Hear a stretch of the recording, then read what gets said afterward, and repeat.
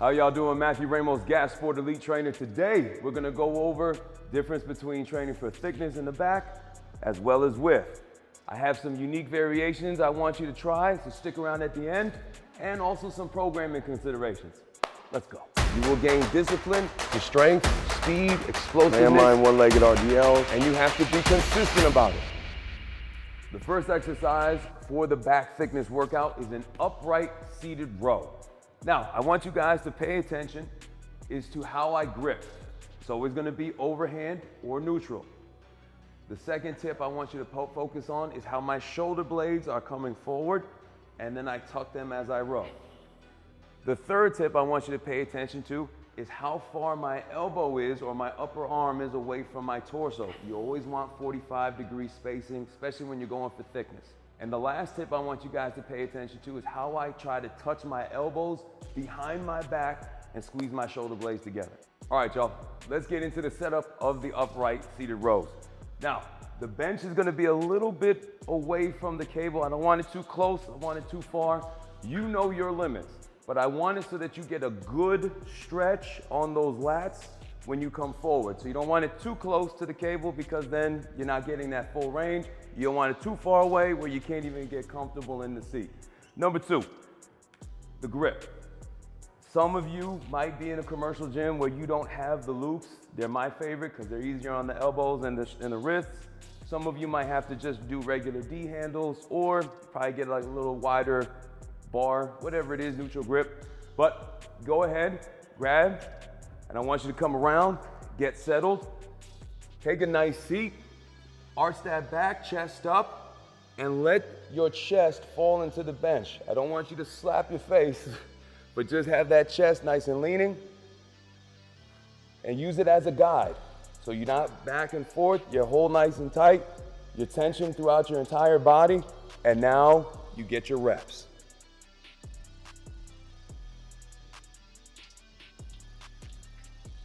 Pay attention, guys. I'm not allowing the weight to track me and push myself into the bench. I'm holding nice and tight, just using it as a frame to make sure that my posture and my form is impeccable. The second exercise, guys, in the back thickness workout is not what you think. It's just an isometric addition to the already upright seated row. All we're gonna do is begin and end the set with a 10-second isometric hold to really pre-fatigue, and then at the end of the set, to really make sure we're feeling that burn.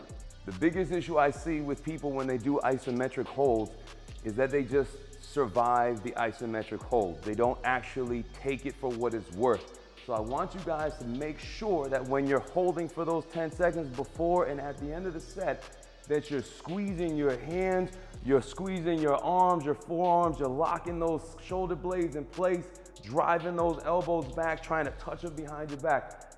It's intention. You have to create as much tension as possible in that isometric hold. In the isometric hold, I want you guys to pay particular attention to what's called irradiation. Irradiation is you actually shaking because you're squeezing that bar or handle so hard that the rest of your body is trembling. That, to me, as a coach, is a sign that that person is really putting work in. First exercise in back width that I want you guys to incorporate is the kneeling one-arm cable row. First thing I want you guys to pay attention to is the grip. I want it either supinated or semi-supinated. Number two, I want you to pay particular attention to how I allow my shoulder blade to release and then contract. Number three is I want you to watch how I drive my elbow down and flex or flare my lat. And the last one I want you to pay attention to is how I keep my elbow and my upper arm very close to my torso to really engage that lat. All right, y'all, a few additional tips I want to give you for the first exercise. You guys right now will see this bench. Try to understand or wonder why the bench is here. For my clients, I like to have this bench here just as, again, another guide to how they should be performing this movement. So when you're doing this, there's a tendency for people to sit up too much or not to actually have it going across. So this is a guide for them to really engage in trying to keep that forearm parallel to the bench. Now, to all my bigger lifters, my more advanced lifters, my stronger lifters, If you already got the form on lock, you need a little bit more of a challenge, I want to show you a simple tip. Elevate the bench, knee in on the bench, give yourself some good stability, brace against the bench, and now you're gonna do the same movement, but now you can pull a little bit more weight. I want you all to understand, there's a little bit of a question as to how far you should allow that shoulder and elbow to release. I want you to realize your lat originates off your spine and inserts right to your elbow. So it's going to guide you as to how far you really need to go. So when I'm set up, my lat is going to allow me to go as far as it's necessary and then pull back. So don't feel the need to overemphasize and let your entire shoulder go forward. Stay nice and braced with the tension, and just remember your lat is going to guide you as to when to stop and when to reverse directions. All right, y'all. The first exercise I want to give you to spice up your back workouts, especially if you're bored with them, is a high cable pull with an eccentric raise. Now, I know what you're thinking. How is that possible? It's going to manipulate your bilateral and your unilateral components, along with your concentric and eccentric. You're going to take a seat on the floor, arch your back, chest up.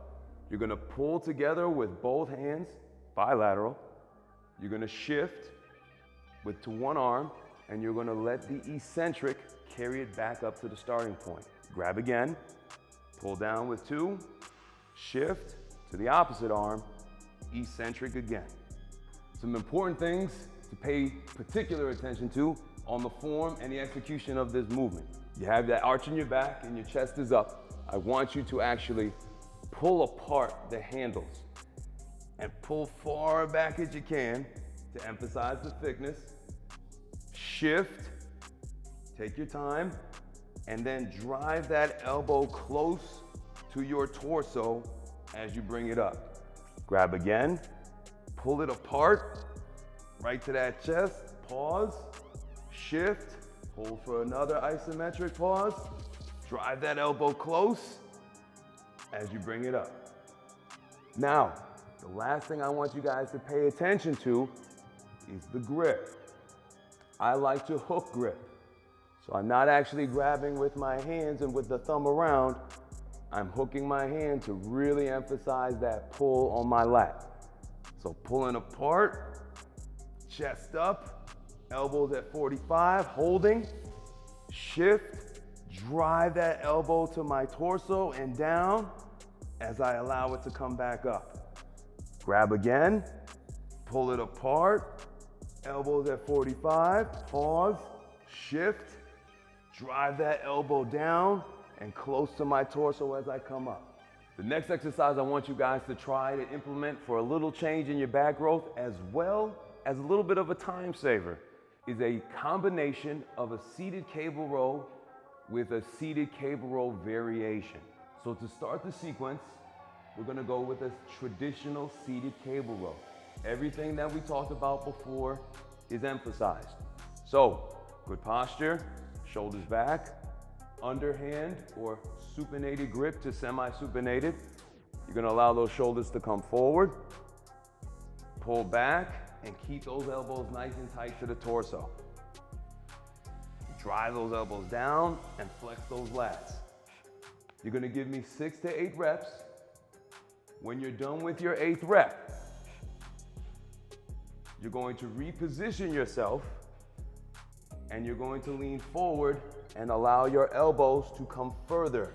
You're gonna get a great stretch on that lat. Same thing. Pulling those elbows back, keeping them tight to the torso.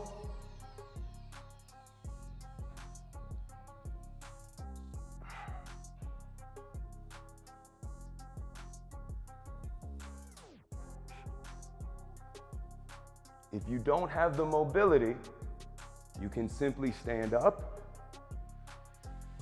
squat down, and bend over, and perform the same movement.